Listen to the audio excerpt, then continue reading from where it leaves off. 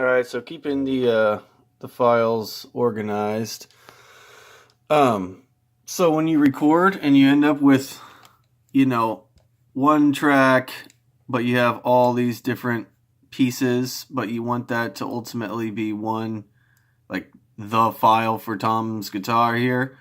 What you can do is if you bring the cursor up here, scroll out, you can start, you try and grab the whole song. Yeah, let's just go ahead and do that. So let's start. I know Jared's bass goes all the way to the end of the song, so we'll click up here in the ruler with the cursor, click and hold and drag, and this gives us our project work area, and I'll drag it all the way left to the beginning, and then right click and hold, and it gives you this square, and then you can select multiple items. So I'd select all of these little pieces of Tom's guitar.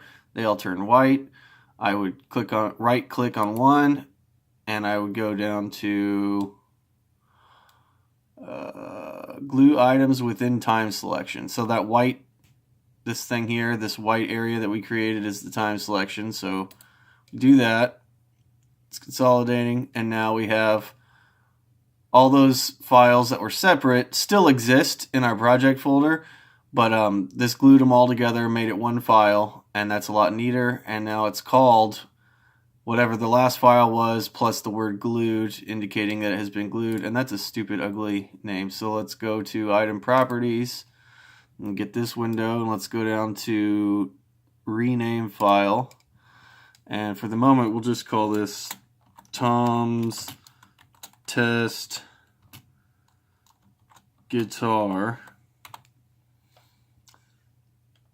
and we are saving to, we are Z is in xylophone, and then our song directory, and then the audio, so it doesn't go into the main directory, it goes into the audio. Tom's Test Guitar, save. Okay, and then if you'll see now, that file that we made is called Tom's Test Guitar.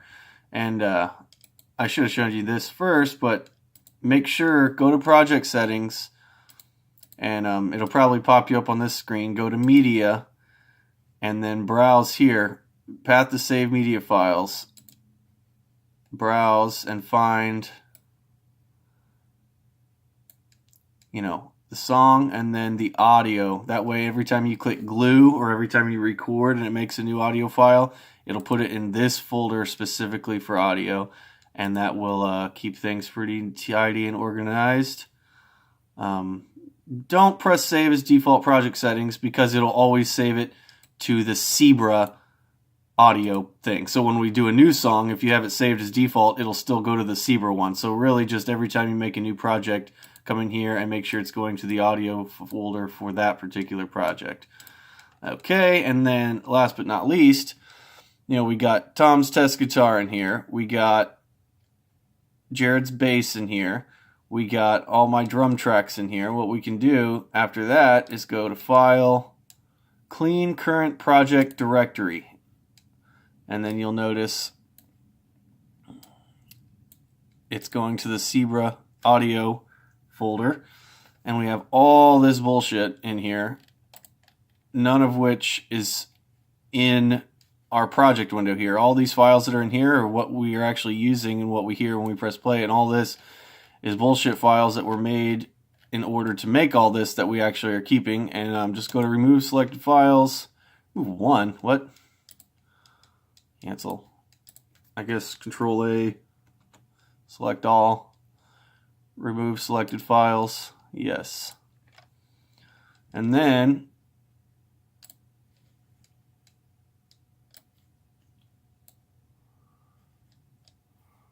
I don't know why it's being weird. Let's go back here.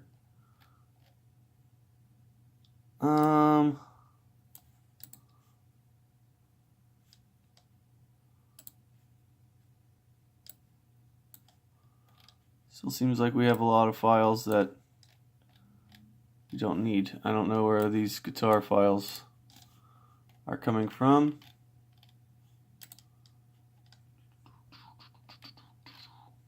Well, anyway, still though, we had like 200 files in here. I don't know where these particular ones are in the project, why they didn't delete, but that's fine. We had like 200 files in here, and now that is greatly reduced, and our Zebra song only has our project files, and these right here are autosaves, which I should make another folder for those to go into. But anyway, that'll keep us all really organized, so when we're switching back and forth between one another, we don't get confused on what files we're supposed to use and what we're not. And then when, like, if you record something and you're using these, the drum files that I sent you and the bass file that Jared sent you, and if you don't change any of those, then when you send us, either of you, it may sound like I'm talking to Tom, but I'm talking to either of you. If you don't change any of the existing files, then when you send the project on to the next person, you don't have to include all the files. Only include the new ones that you made. And as long as you didn't change them, we should already have the old ones. And then it just makes the file size of the transfer a lot smaller, and it goes faster. That's all.